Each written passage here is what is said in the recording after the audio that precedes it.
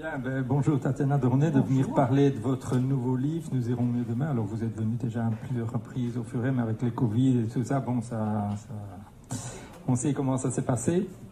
Donc on va parler d'une étrange histoire, d'une étrange rencontre entre deux personnes. Le livre commence par un accident. Une dame se fait renverser dans la rue devant une autre dame qui est beaucoup plus jeune qu'elle, qui a 28 ans, qui s'appelle Candice. Et elle prend en fait cette dame sous son aile. Elle va la voir à l'hôpital parce que la dame va être amputée d'une jambe. Donc ça, c'est le point de départ. Qu'est-ce qui vous a conduit à écrire un livre à partir de ce point de départ? Alors moi déjà, il faut quand même resituer quelque chose. Je n'avais pas du tout prévu d'écrire ce livre de cette façon. En mars 2020, vous le savez, toutes nos vies se sont arrêtées, puisque nous nous sommes tous retrouvés chez nous, derrière nos ordinateurs. Moi, je devais faire une tournée pour les Fleurs de l'Ombre. D'ailleurs, je devais venir au Furet, on avait déjà nos dates calées avec Jean-François. Et tout s'est arrêté. Et donc, que fait un écrivain confiné? Il ou elle se remet à écrire. Et je n'avais pas d'idée précise. J'avais prévu de faire une assez longue tournée. Donc, je n'avais pas du tout anticipé de me remettre dans un roman. Et donc là, j'étais bien obligée de le faire. Je vous rappelle qu'en mars 2020, tout s'est arrêté, les librairies ont fermé. D'ailleurs, pratiquement tout a fermé, sauf les magasins d'alimentation, on va dire. Et donc, je me suis retrouvée chez moi. Et j'ai eu l'idée de ce démarrage, cet accident, cette femme plus âgée qui se fait renverser, cette femme plus jeune. Et j'étais partie dans la direction d'un polar. J'étais persuadée que j'écrivais un polar. Mais en fait, pas du tout. J'ai été rattrapée par toutes sortes d'événements, d'éléments assez personnels. Et je me suis rendu compte que ce polar, même s'il a il y a une certaine tension dans ce livre, l'accident est assez, on va dire, pas choquant, mais c'est pas une scène facile. Mais je n'étais pas du tout dans ce polar manichéen où il y a une méchante dame qui va avoir une emprise sur une dame un peu plus faible ou plus fragile. Je me suis rendu compte que j'étais en train de mettre des éléments finalement beaucoup plus psychologiques sur ce point de départ qui est assez simple. Je suis partie dans quelque chose finalement de plus complexe, de plus nébuleux, et voilà, une zone d'ombre qui était beaucoup plus intéressante à creuser qu'un polar tout simple. Mais dès le départ, le personnage donc, de Dominique Marquisard, qui est la personne qui a été accidentée, vous la rendez intrigante. Parce que par exemple, il y a ses boucles d'oreilles, elle cherche ses boucles d'oreilles, on se demande pourquoi est-ce qu'au moment où elle est complètement presque dans le coma avec une jambe en bouillie, elle se soucie de ses boucles d'oreilles. Elle s'attache directement à la personne qui la sauve, donc à votre héroïne. Donc quand même, ce n'est pas un polar, mais il y a quand même une tension, il y a quand même un mystère. Donc dès le début, vous vouliez quand même installer le spectateur dans l'interrogation face à ces personnages. Oui, mais j'étais partie d'un postulat assez simple finalement. Un accident, une victime, quelqu'un qui va porter secours. Et puis, petit à petit, en m'installant dans mes personnages, je me suis rendu compte que ce n'était pas ça qui m'intéressait en fait. Ça a déjà été fait, une emprise d'une personne sur une autre. C'est très classique. Ça existe beaucoup au cinéma. Moi, ce qui m'intéressait ici, c'était les zones d'ombre de chacune d'entre elles. Et puis surtout, comment cet accident va bousculer la vie de Candice à un tel point qu'elle ne sera plus la même. Mais évidemment, elle ne le sait pas au début du livre, et vous non plus, le lecteur non plus. C'est quelque chose qu'on va apprendre petit à petit. Mais au départ, en fait, les rapports entre les deux sont finalement assez classiques, puisqu'elle est à l'hôpital, elle est seule, donc elle demande à Candice de venir la voir de temps en temps, d'aller dans son appartement, chercher des vêtements, des livres, etc. Donc au départ, c'est peut-être un début d'amitié qui se lie, mais il n'y a rien de mal derrière ça, quoi. Il n'y a rien de mal de toute façon. Oui. On n'y voit pas des choses suspectes ou... C'est simplement que tout bascule véritablement au moment... Alors cette femme, cette Dominique Marquisan, cette victime, est quelqu'un d'assez intriguant déjà. Candice, il faut la situer peut-être, c'est une jeune femme de 28 ans, ingénieure du son, maman célibataire, mal dans sa peau. Elle vient de perdre son papa du Covid.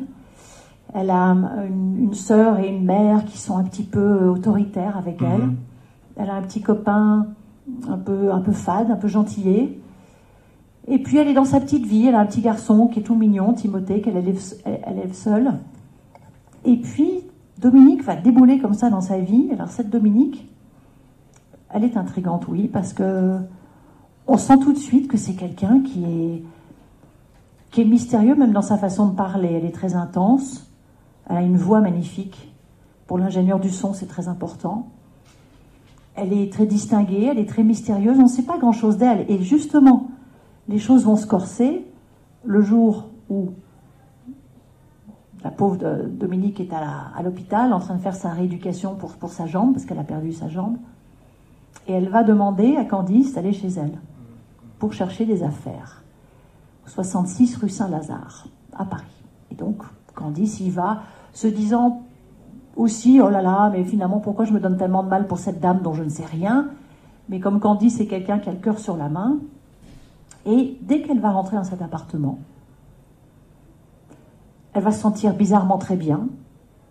Et surtout, elle va être curieuse.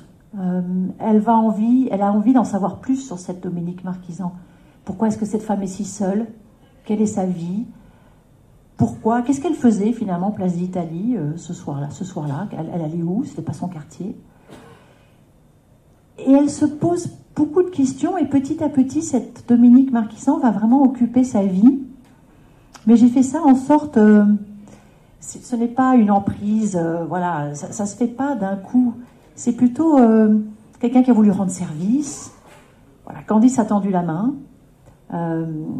Dominique a été heureuse que quelqu'un puisse l'aider. Et puis, ça va aller dans quelque chose de très personnel, de très troublant.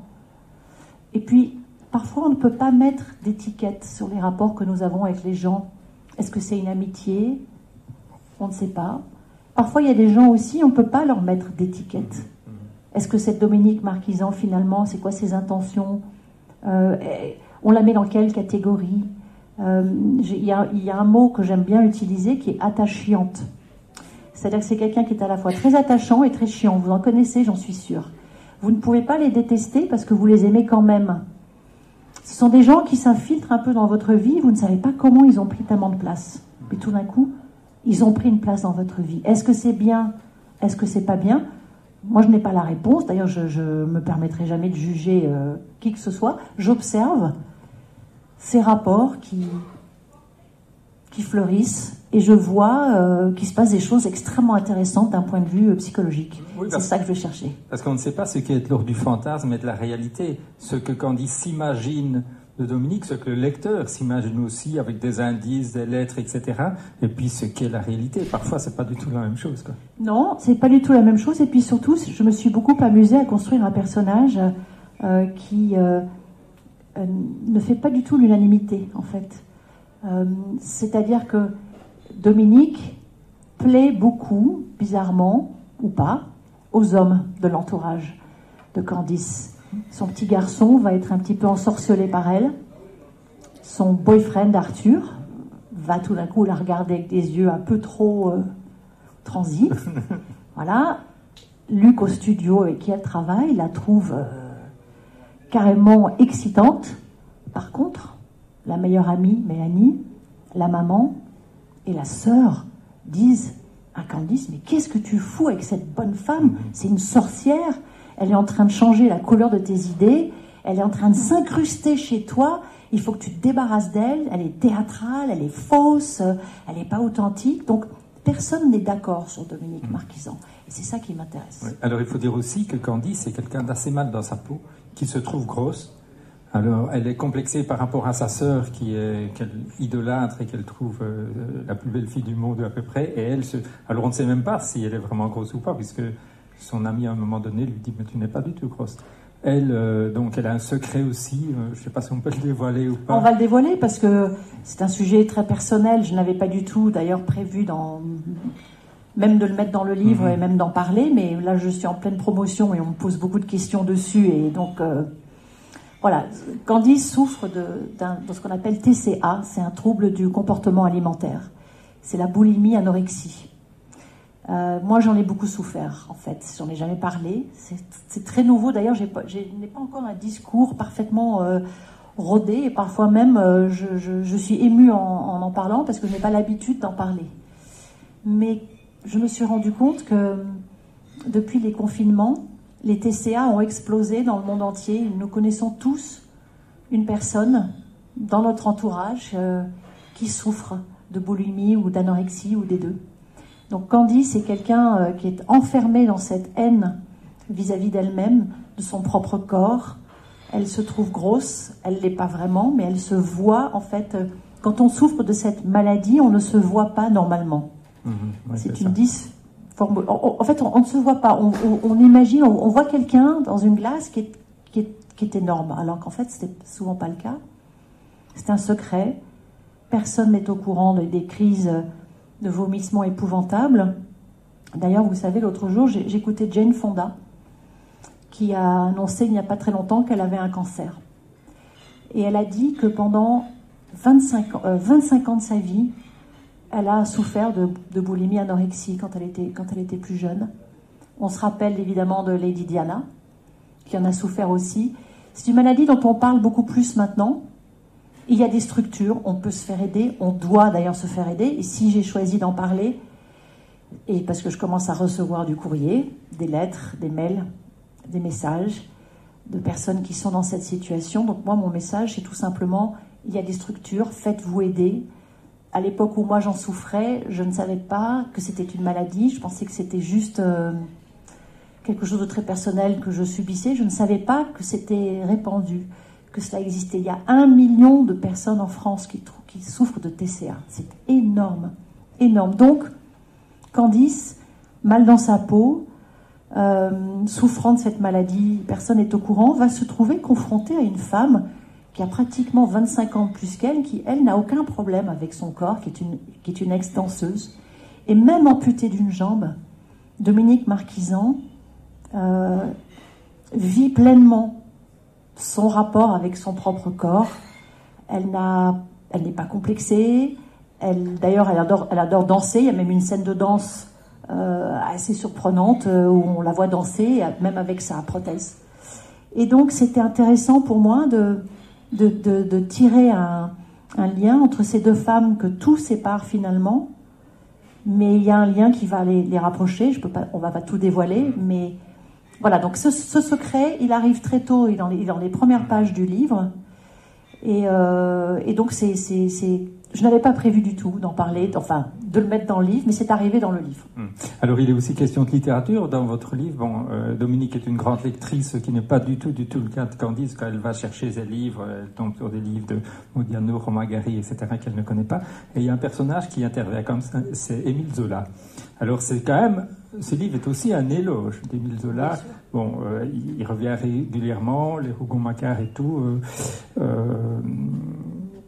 Dominique en est une grande admiratrice, donc elle en parle beaucoup. Et à travers ce livre, c'est vraiment pas du tout une réhabilitation, parce qu'il n'a pas besoin d'être réhabilité, mais en tout cas un éloge de cet écrivain. Donc c'est un écrivain qui vous accompagne beaucoup. À un moment donné, il est dit, il a tout raconté en fait. Le monde, il a raconté le monde, ses côtés sombres et ses côtés lumineux. C'est un écrivain qui vous accompagne aussi. Alors moi j'ai eu deux écrivains qui m'ont accompagné, donc j'ai cette particularité d'être franco-britannique. Donc il y a Daphné du Maurier, oui, qui a été celle qui m'a beaucoup inspirée pour mon côté anglais, Rebecca, etc. Et j'ai écrit oui, Mandalay Forever. Certains d'entre vous se souviennent peut-être de ce livre. Et puis Émile Zola, j'ai fait connaissance avec lui à peu près au même moment, mes 13 ans. J'ai lu L'Assommoir, ça a été un véritable choc pour moi, et je suis tombée amoureuse de sa plume, mais je n'avais pas du tout non plus prévu de parler de lui. Mais quand j'ai commencé mon polar, j'ai l'habitude de raconter cette petite histoire qui fait rire, donc je vous la raconte, puisque j'étais partie dans mon polar entre ces deux femmes, donc. Et puis j'étais bien avancée dans ce polar, au moment pratiquement où Candice va arriver chez Dominique pour aller chercher des affaires. Et là, je me suis rendu compte qu'il y avait quelqu'un qui essayait de rentrer dans ma bulle d'écriture, en fait. Et je voyais un monsieur barbu avec des petits besicles. J'ai tout de suite reconnu Émile Zola et je me suis dit, mais qu'est-ce qu'Émile Zola va faire dans ce livre? J'écris un polar. Émile Zola n'a pas besoin d'être dans ce livre. Mais en fait, Émile Zola m'a donné une lettre, qui est d'ailleurs... voilà, et qui existe d'ailleurs dans le livre.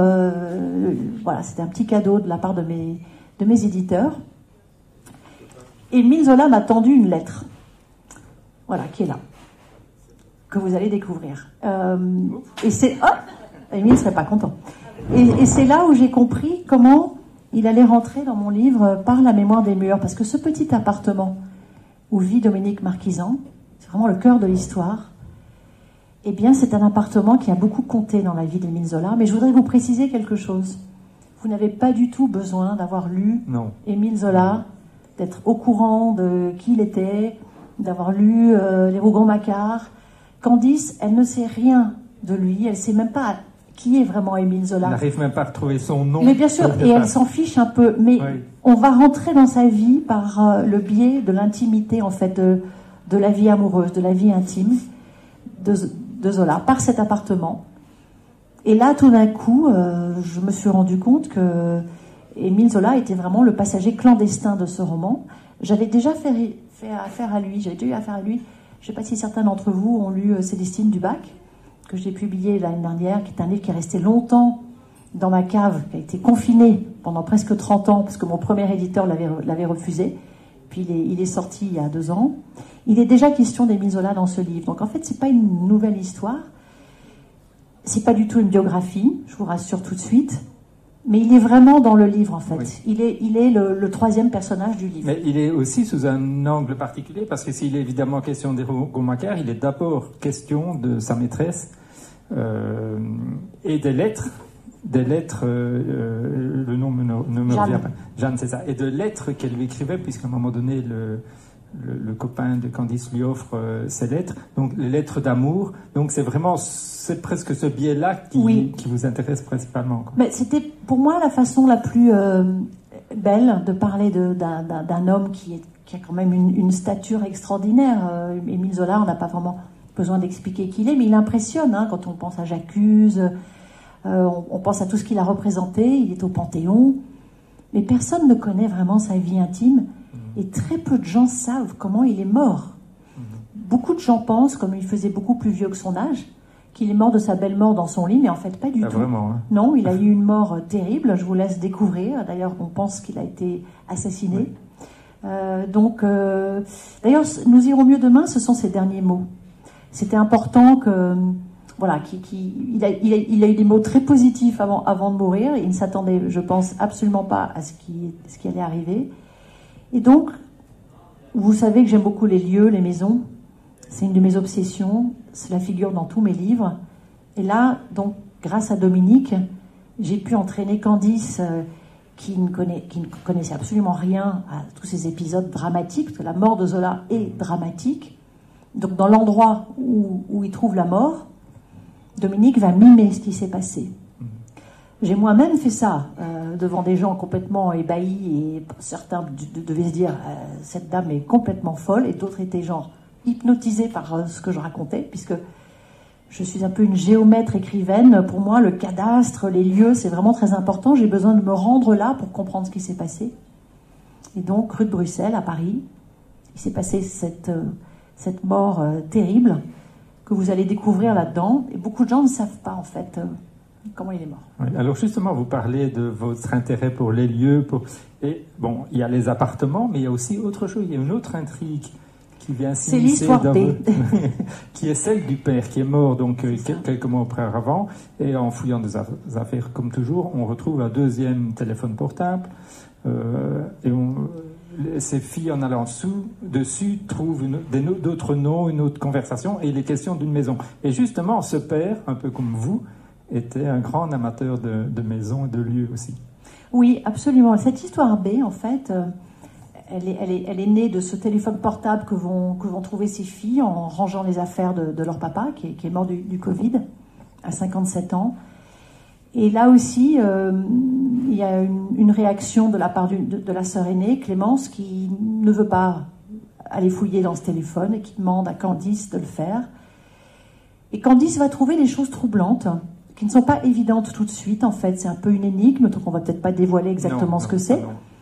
Mais effectivement, il y a une maison dans ce livre, une maison secrète, qui porte un nom un peu étrange, qui a une histoire un peu étrange. Donc Candice va suivre ce chemin-là, et le lecteur, j'espère aussi. Donc ça c'est l'intrigue qui se noue, parce que vous savez, en fait, un livre, c'est un peu comme un millefeuille. Vous pensez qu'au début, ça a l'air simple, et puis en fait, il y a toutes sortes de fils qui vont se tisser. Et donc ça, c'est l'intrigue B, donc on ne peut pas dire grand-chose, si ce n'est qu'il va y avoir un parallèle, que je n'avais pas du tout vu non plus, mais qui s'est imposé pendant que j'ai écrit. Il va y avoir un parallèle entre Zola et ce qui se trouve dans ce téléphone. Surtout, moi, je vois l'intérêt de cette intrigue B, parce qu'on voit plus clair, je dirais, dans les rapports entre les deux sœurs, entre Candice et sa mère, puisqu'à un moment, ça ne va pas être toujours facile, mais on voit vraiment, ça vous permet aussi de mettre en scène cette fratrie après la mort du père. Oui, c'est vrai, cette sororité. Je ne sais pas comment est-ce qu'on dit. Ces trois femmes, effectivement, qui ont l'air très proches, mais qui ne le sont pas tant que ça. Mais c'est vrai aussi que Candice va apprendre ce livre, c'est comment on coupe ses cordons. Ça ne veut pas dire fermer la porte. Ça ne veut pas dire ne plus voir quelqu'un. Ça veut dire prendre son indépendance. C'est ce que Candice va apprendre à faire. C'est aussi grâce à Dominique, mais elle ne le sait pas encore. Donc, elle a une mère, une sœur un peu envahissante, on va dire, un peu autoritaire, et qui ont une certaine façon de voir Daniel Louradour, le père. Voilà. Candice va voir les choses très différemment. Et d'ailleurs, à un moment, sa sœur va lui dire « Mais cette sorcière qui habite chez toi, elle t'a changé la couleur de tes idées. » Et la couleur des idées, c'est une phrase qu'Émile Zola écrit dans Germinal. Une très jolie phrase que j'ai mis en exergue du livre. Donc c'est aussi comment cette jeune femme va prendre son indépendance, va comprendre qui elle est, dans une certaine douleur, dans une certaine souffrance, parce que ce ne sont pas des choses qui arrivent facilement, et ce ne sont pas des choses qui arrivent comme ça. Hein. On avance... elle n'a que 28 ans, hein, après tout. Ce n'est pas facile de tout savoir à ce moment-là. Mais elle va mûrir, et elle va surtout s'écarter un petit peu. Ça ne veut pas dire qu'elle est fâchée, ça veut juste dire qu'elle grandit. Oui, à plusieurs reprises, il y a, je ne sais plus qui, je crois que c'est son ami qui lui dit « Arrête toujours de t'excuser ». Ou bien c'est Dominique, je ne sais plus. Dominique, il fallait dire ça, oui. Et c'est vrai que c'est quelqu'un qui semble toujours devoir s'excuser, presque d'être là. Oui, c'est une jeune femme qui a très peu confiance en elle. Qui se trouve jamais à la hauteur des situations, même physiquement on l'a vu, et puis elle a toujours l'impression qu'elle ne va pas faire les choses assez bien. Elle se pose beaucoup de questions même sur son rôle de mère par rapport à ce petit garçon qu'elle élève seule. Elle est toujours en doute pour tout. Elle doute d'elle-même en permanence, et voilà, elle va être obligée d'avancer, de s'affirmer et de rentrer dans la lumière, en fait. Alors vous lui donnez, on l'a dit au départ, un métier assez original, donc ingénieur du son, mais dans un domaine bien précis, c'est l'enregistrement audio de livres. Alors on connaît par exemple Audiolib, Écouter, Lire, etc. Il y en a pas mal qui sortent régulièrement. Pourquoi est-ce que vous lui avez donné ce métier? Est-ce que vous-même, vous avez enregistré ce type de livre? Ici, il y a un code barre, enfin un QR code, pardon, où vous pouvez découvrir ma voix qui lit le premier chapitre. Oui. J'ai découvert les livres audio il y a maintenant 4 ans. Beaucoup de comédiens en général, ce sont les comédiens qui lisent les comédiens livres de théâtre, beaucoup. Et moi, je me suis dit, je voudrais essayer. Donc on m'a dit, mais non, Tatiana, tu ne peux pas, les auteurs lisent mal leurs livres. Parfois il y en a qui lisent pourtant. Hein. Très peu. Éric Emmanuel Schmitt notamment. C'est un des rares, mais lui il est aussi... Et donc j'ai passé un casting. Je suis allée dans un petit studio qui s'appelle le studio Rosalie. On m'a mis des écouteurs. Je me suis retrouvée... face à moi-même dans une petite cabine minuscule, et j'ai lu une de mes nouvelles. J'ai lu une nouvelle qui s'appelle Le Jaguar, qui est dans le recueil L'envers du décor, qui est assez terrifiante, qui raconte comment j'ai échappé à un grand prédateur sexuel. C'est assez horrible, et c'est une nouvelle très courte, et il faut vraiment la lire avec un certain ton. Et je comprenais tout de suite, de la façon dont l'ingénieur du son, Violette, me regardait, et mes éditrices me regardaient, que j'avais passé le casting. Ah oui, tu sais lire. Donc du coup, j'ai lu la nouvelle version d'Elle s'appelait Sarah, qui n'existait pas en livre audio complet. Souvent, les comédiens qui lisent les textes d'auteurs, ils ont des voix très plates comme ça, c'est vraiment très linéaire, c'est presque comme une publicité. Moi, j'aime mettre l'émotion, en fait, et je trouve qu'on n'est jamais mieux servi que lorsque c'est l'auteur qui se lit lui-même, surtout que j'arrive à prendre des voix différentes. Oui, c'est ça. D'ailleurs, si vous voulez, je peux prendre la voix de Dominique Marquisan. Ah oui, vous lui avez trouvé une voix? Oui. Alors, la voix de Dominique Marquisan, elle est assez particulière, parce que c'est une voix qu'on écoute immédiatement, en fait. C'est une voix qui vous emporte. Dominique Marquisan serait capable de lire une liste de courses, et vous l'écouteriez, jusqu'au bout de la nuit. Donc, du coup, il y a sa voix là-dedans. La voix de Candice est un peu plus haut perché, un peu plus fragile. La voix de sa sœur est plus agressive. Et puis la petite voix de Timothée, elle est comme ça. Donc j'ai enregistré Les Fleurs de l'Ombre aussi. J'ai enregistré Tamara par Tatiana. Et je suis devenue assez copine avec mes ingénieurs son, à un tel point d'ailleurs que dans ce livre, j'ai appelé le studio Violette, en hommage à mon ingénieur. Et c'est un métier passionnant, en fait. Comment on travaille sur un livre audio, comment on travaille sa voix, comment on la place. Donc c'est vraiment une très belle aventure pour moi. Je pense que ça commence à prendre un petit peu son essor. Je sais que dans les pays anglo-saxons, les livres audio marchent très bien. Mais dans les pays anglo-saxons, on a aussi l'habitude de lire nos textes à voix haute. Beaucoup ont fait des readings, ce qui n'est pas tellement le cas en France. Donc c'était aussi une façon de rendre hommage à tous mes collègues et mes amis des studios. Et puis surtout, l'idée de cette voix, puisque Candice va demander à Dominique de lire les textes les plus emblématiques de Zola. Et c'est par la voix de Dominique qu'elle va rentrer dans l'univers de Zola, en fait. Elle qui ne l'a jamais lu, qui ne connaît absolument pas sa plume. Donc c'est le mélange entre la voix de Dominique et le texte de Zola, et notamment Thérèse Raquin, qui est un... Mais justement, pourquoi voilà. Le premier, c'est Thérèse Raquin. Vous avez le choix entre une vingtaine de livres. Pourquoi est-ce que vous avez choisi celui-là? Parce que quand les gens me disent « Oh, mais j'ai peur de lire Zola, j'ai peur de m'ennuyer », je leur dis « Lisez Thérèse Raquin ». Parce que d'abord, c'est un peu plus court pour ceux qui ont peur des gros livres. Thérèse Raquin, c'est une terrifiante histoire. C'est une jeune femme qui s'appelle Thérèse, qui s'ennuie beaucoup avec son mari, qui est un monsieur qui s'appelle Camille, qui est très palichon, un peu malingre, pas très sexy. Et tout ce petit monde vit dans une petite arrière-boutique, une petite mercerie noiraude, au fin fond d'un passage près de la Seine à Paris, où il y a une humidité épouvantable. Thérèse s'ennuie à mourir jusqu'au jour où son mari, le souffreteux Camille, ramène à la maison un certain Laurent, qui était son pote de régiment. Et Laurent, eh bien, c'est une sorte de bête avec un cou de taureau, une grosse bouche rouge, des épaules larges, très brun, des yeux noirs, et évidemment, il va se passer ce qui se passe, ce que vous imaginez. C'est un roman d'une très grande violence psychologique et physique d'ailleurs. Zola l'a écrit à l'âge de 28 ans. Je vous raconte pas ce qui se passe, j'espère que vous allez le lire, mais il y a une scène à la morgue qui est absolument culte, qui est vraiment totalement gore, il n'y a pas d'autre mot. La fin est glaçante. Quand ce livre est sorti, évidemment, il y a eu une levée de bouclier absolument incroyable. On a dit de Zola, il était tout jeune, que c'était de la pornographie puante, immonde, que c'était de la raclure de bidet, flaques de boue et de sang.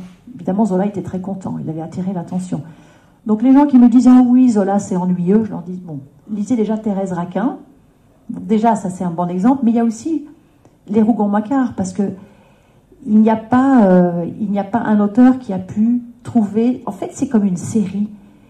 Avant tout le monde, il a inventé le principe de la série, c'est-à-dire qu'il prend une famille, on va dire, très compliquée psychologiquement, parce que c'est une sorte d'hérédité. C'est une famille qui a une faille, qui transmet à chaque membre une faille psychologique. En général, ils sont soit alcooliques, soit très portés sur le sexe, ou alors ils deviennent fous.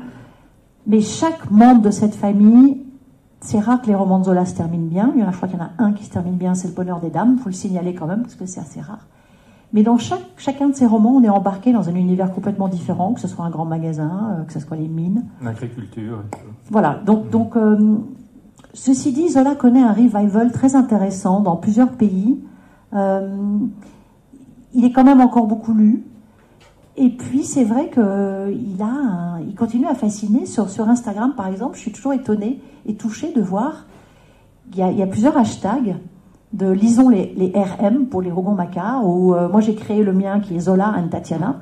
J'ai réussi à faire lire Zola à pas mal de gens.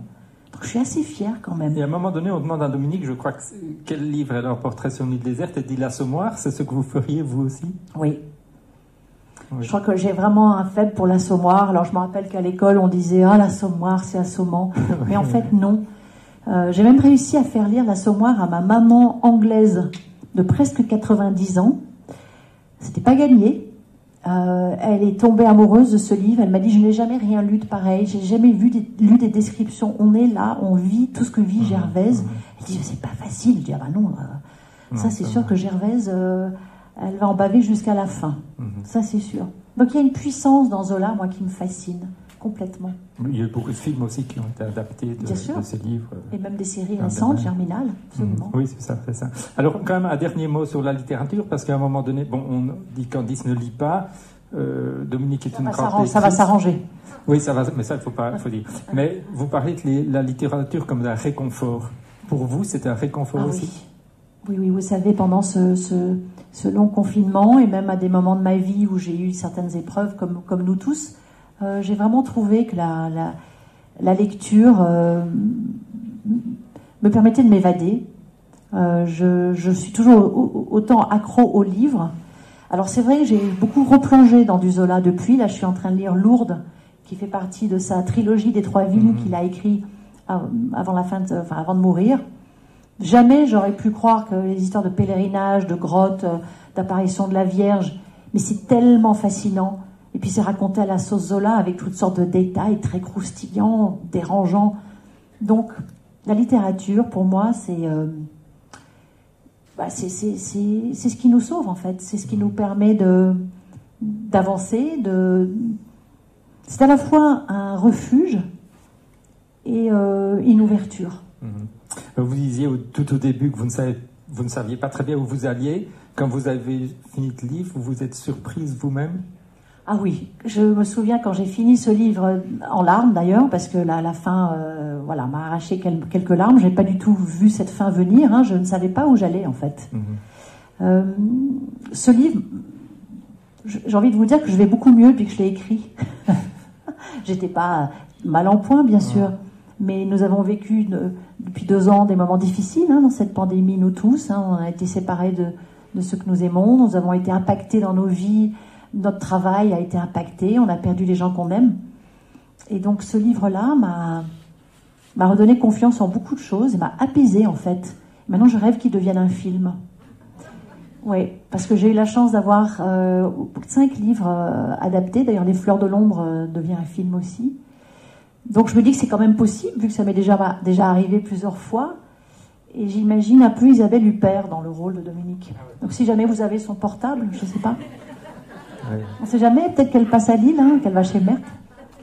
Oui, c'est bien. Quand vous parliez des adaptations, le plus célèbre, évidemment, elle s'appelait Sarah, qui était un très grand succès littéraire et un grand succès cinématographique aussi. Ça a dû vous... Mais c'est pas mon film préféré.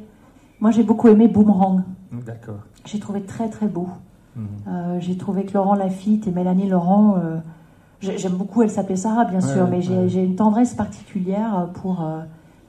Et pour Moka aussi. Et quand on écrit les livres, on se retrouve quand même dans les films parce qu'on sait qu'il y a toujours un peu de trahison. C'est pas tout à fait mais alors, ce qu'on a écrit. Je vais vous dire quelque chose. Mes lecteurs vont pas être contents, mais je prends le risque. Pour moi, une adaptation, c'est comme un frère ou une sœur. C'est-à-dire qu'il y a le même ADN, mais le réalisateur doit y mettre sa patte. Sinon, c'est un copier-coller du livre, et moi, ça ne m'intéresse pas. Alors parfois, les lecteurs, ils veulent absolument tout retrouver parce qu'ils veulent que ça soit comme dans leur tête. Ça, ce n'est pas possible. Chacun a son interprétation. Moi, je pense qu'il faut qu'un bon cinéaste trahisse un peu le livre, qui mette son empreinte, ses tripes, C'est pour ça que j'ai beaucoup aimé Mocha, justement, et dans le scénario des Fleurs de l'ombre, que j'ai lu, que je trouve remarquable, vous allez voir, c'est une dystopie absolument glaçante et avec j'espère, une actrice fantastique qui va jouer Clarissa, une actrice américaine.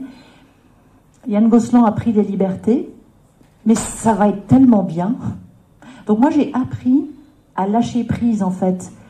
Si vous êtes agrippé à votre livre et si vous vous dites je veux absolument que page 12 il y a un chat et là je le trouve pas dans le film, ça va pas marcher. Il faut que vous lâchiez prise. Ce n'est plus votre enfant, vous le donnez à quelqu'un d'autre en fait. C'est quelqu'un qui fait un enfant de votre ADN. C'est très particulier. Il faut apprendre à faire ça. C'est une trahison nécessaire. Mais les lecteurs ne sont pas toujours d'accord parce qu'ils, d'après ce que vous me dites, quand je vous croise dans les salons, dans les librairies, les lecteurs veulent le copier-coller. Mais moi, non. On verra dans quelques années si on a au fronton de l'UGC, nous irons mieux demain, c'est qu'il a été adapté. Oh, j'espère tellement. En tout cas, merci beaucoup d'être venu parler de votre livre. Maintenant, s'il y a des questions sur ce livre ou sur d'autres livres de Tatiana, elles sont les bienvenues. Attendez. Vous avez une question ? Oui, l'histoire du film, c'est très simple, c'est la même histoire racontée autrement. Mais ce qui m'a frappé dans votre livre, c'est les deux prénoms principaux. Dominique, qui est un prénom un peu ambigu, puisque à la fois féminin et masculin, et Candice, qu'on a envie évidemment de rapprocher de Canteur, de Candide. Donc je me demandais simplement s'il y avait une volonté dans le choix de ces deux prénoms. Merci pour votre question. Alors je vais être très honnête avec vous. Dominique, j'y ai pensé parce que j'ai croisé plusieurs Dominiques dans ma vie, hommes et femmes, qui m'ont un peu déstabilisée. Donc voilà, j'ai joué sur un ressort intime de déstabilisation, puisqu'il est question ici de cela. Et quant à Candice, figurez-vous que dans ma première version, elle s'appelait Camille. Mais j'avais demandé l'autorisation à un collègue de mon mari, qui s'appelle Sylvain Louradour. J'avais demandé l'autorisation de prendre son patronyme, parce que j'adorais ce patronyme, Louradour, que je trouvais très beau. Il a donné l'autorisation, donc j'avais écrit pratiquement les 3/4 du livre avec le nom Camille. Et je fais une petite recherche, parce que je fais toujours ça, pour voir si une Camille Louradour existe. Bingo! Il y en a une qui a exactement l'âge de mon héroïne, qui travaille, alors elle n'est pas ingénieure du son, mais je me suis dit, je vais avoir des problèmes. Alors je me suis dit, qu'est-ce que je vais pouvoir prendre qui soit aussi joli, qui a j'aimais bien ce son, Can. Bon, donc tout d'un coup j'ai pensé à Candice, parce que c'est un prénom qui est assez rare en fait. Il n'y en a pas beaucoup, c'est même beaucoup plus rare que Camille. J'avais pensé aussi à cette actrice américaine qui s'appelle Candice, c'est ça. Et donc j'ai tout de suite appelé Sylvain, j'ai dit, est-ce qu'il y a quelqu'un dans ta famille qui s'appelle Candice? Est-ce que je peux prendre ce nom? Il m'a dit, écoute, non, fais une recherche quand même. Et là, pas de Candice Louradour. Donc voilà comment elle est née. Merci. Merci bien. Bonjour Tatiana, pardon. Vous qui aimez beaucoup les lieux, est-ce que vous avez un endroit privilégié pour écrire? Est-ce que vous pouvez en changer? Est-ce que vous avez déjà... Il y a beaucoup de questions. Est-ce que vous êtes déjà allé dans un endroit comme un écrivain ou une écrivaine, mettons, décédé, où l'habitation est disponible pour écrire? Et est-ce que vous seriez tenté par l'aventure de Ma nuit au musée? Alors, je vais essayer de répondre à la première. Donc, moi, j'ai besoin, effectivement, j'écris... j'admire mes collègues, confrères qui sont capables d'écrire dans des trains, des cafés. Je ne sais pas comment ils font. Moi, j'ai besoin de silence, en fait. Je ne supporte pas le bruit. Et même, je mets mon téléphone ailleurs. Et quand j'écris sur mon ordinateur, j'enlève Internet pour ne pas avoir les petites notifications, ping, ping, etc. Et donc, on ne me dérange pas. J'ai des endroits privilégiés où j'écris. J'ai à Paris un petit bureau sous les toits. Et puis dans le sud, en Provence, une vieille maison où Internet ne capte absolument pas. Voilà, et les jours de Mistral encore moins. Donc ça, c'est formidable. Donc les lieux d'écriture, alors je me suis rendue dans la maison de Daphné du Maurier où elle a écrit son premier roman, en Cornouailles. Je me suis rendue dans la maison de Virginia Woolf, je suis même assise sur son lit pour Augustin Trapenard qui m'interviewait à ce moment-là. C'était un moment absolument extraordinaire, j'en ai parlé dans Les Fleurs de l'Ombre. Donc c'est très important effectivement d'aller dans ces lieux-là, mais je pense que j'aurais du mal à écrire dans le bureau d'Émile Zola par exemple. J'aurais l'impression qu'Émile serait juste derrière moi en train de me dire non, là, ta tournure de phrase là elle n'est pas terrible. Et quant à ma nuit au musée, ça il faut que l'éditeur demande. Voilà, au moins les éditions Stock ne se sont pas encore adressées à moi. Peut-être que ça viendra, je ne sais pas. C'est pas forcément un musée, ça peut être un endroit insolite. Voilà, mais pour l'instant, ils m'ont pas proposé. Donc, mais là, comme je suis embarquée sur un nouveau projet très excitant, voilà, je ne sais pas si j'aurai le temps pour la nuit au musée. D'accord, merci beaucoup, Tatiana. Notre question, Alexandre? Bonjour. Bonjour. Moi, j'avais 2 petites questions. Savoir si vous écrivez en anglais ou en français ou les deux. Et vous parliez du fait que vous lisiez vos livres. Est-ce que vous le faites également en anglais? Alors, I write in both languages because I'm completely bilingual. So I don't know who understands what I'm saying here. If you understand what I'm saying, can you raise your hand, please? Okay.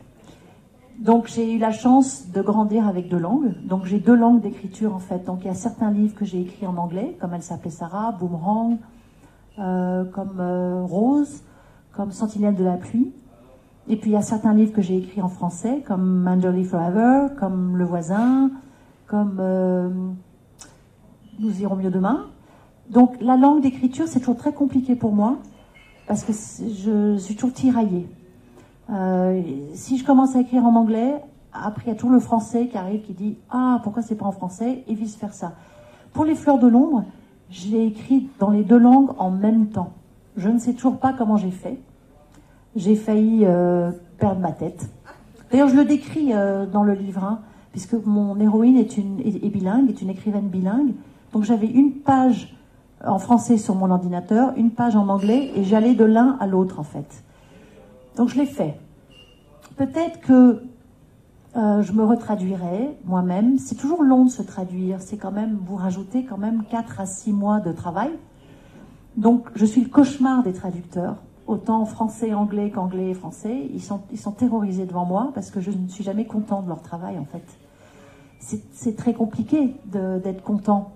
Alors que c'est quelque chose que je devrais faire, mais écrire...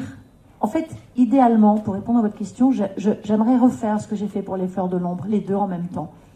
Mais c'est quand même un travail de fou. J'ai de la fumée qui sort des oreilles. Et ça a été un travail fascinant d'un point de vue cérébral. Et donc j'avais ces 2 manuscrits. Je passais de l'un à l'autre et j'ai rendu le manuscrit en anglais et en français en même temps à mes éditeurs, qui étaient quand même assez hallucinés. Donc quand je me le relis, quand c'était Les Fleurs de l'Ombre, je relisais évidemment. De toute façon, je me relis toujours à voix haute. C'est l'épreuve du gueuloir, comme disait Flaubert. Pour moi, c'est indispensable. Et c'est lié aussi au livre audio. Quand on a pris l'habitude de s'entendre lire, dès qu'on relit à voix haute son texte, moi, j'ai pas de problème avec la page blanche, j'ai toujours des idées, mais c'est le lendemain, quand je relis ce que j'ai lu, que là, je me dis, il faut que je retravaille. Donc, c'est très, très important de lire. Et pour tout vous dire, le livre que je suis en train d'écrire en ce moment, j'hésite beaucoup entre les 2 langues. C'est très compliqué, là. C'est toujours pareil. C'est Dr. Jekyll et Mr. Hyde.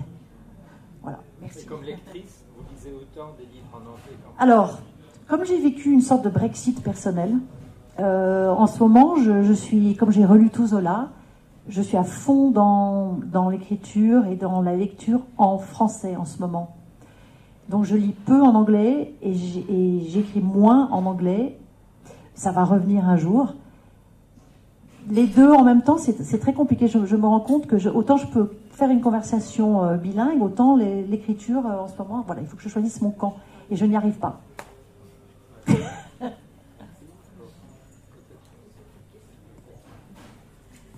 Bonsoir. Une petite question peut-être par rapport justement aux adaptations cinématographiques. Comme vous disiez, il y a beaucoup de romans qui ont été adaptés. Est-ce que maintenant, de ce fait-là, quand vous écrivez, peut-être pas forcément dès le début, mais est-ce que vous imaginez tout de suite une actrice en particulier Non, en fait, ça vient après. Pour Elle s'appelait Sarah, j'avais imaginé Jodie Foster, parce que je trouvais qu'elle était parfaite dans le rôle de Julia Drummond. Bon, mais Christine Scott Thomas l'a très bien interprété à l'écran, donc pas de problème. Donc, comme je vous l'ai expliqué, je suis très relaxe sur les choix des actrices, parce que je trouve que c'est plus vraiment mon travail, en fait. Je ne travaille pas sur le scénario, on me le donne à lire, bien sûr. Et ça fait pas partie de mon travail, en fait. Moi, je suis là pour donner un matériau. Et après, ils en font un peu ce qu'ils veulent. Alors, il y a des bonnes surprises. Parfois, on est un peu étonné des choix de casting. Si celui-là devient un film, je serais effectivement très étonnée de voir qui va jouer les rôles de mes deux protagonistes et comment ça va se passer. Mais quand j'écris mon livre, je n'imagine pas le film parce que, d'abord, ce n'est pas la même écriture, en fait, l'écriture d'un scénario. Parce que je participe parfois à des scénarios. J'ai d'ailleurs participé au scénario du film Eiffel, que vous avez peut-être vu. Voilà, j'ai donné un coup de main là-dessus. Donc c'est un travail qui est autre, qui est très intéressant, mais qui n'a rien à voir avec le travail romanesque, qui est beaucoup plus de l'intérieur, en fait.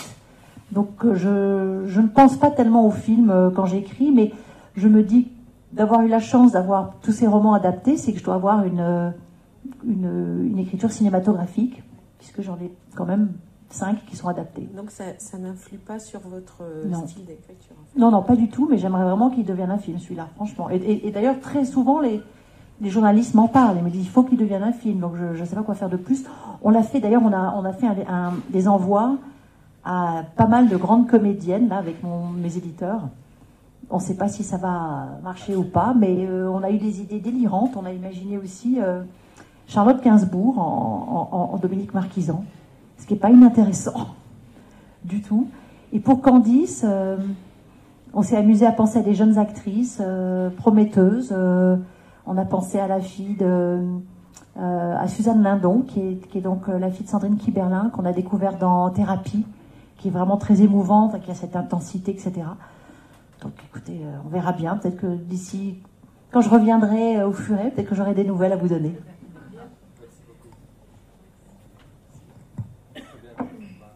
Une autre question, réaction?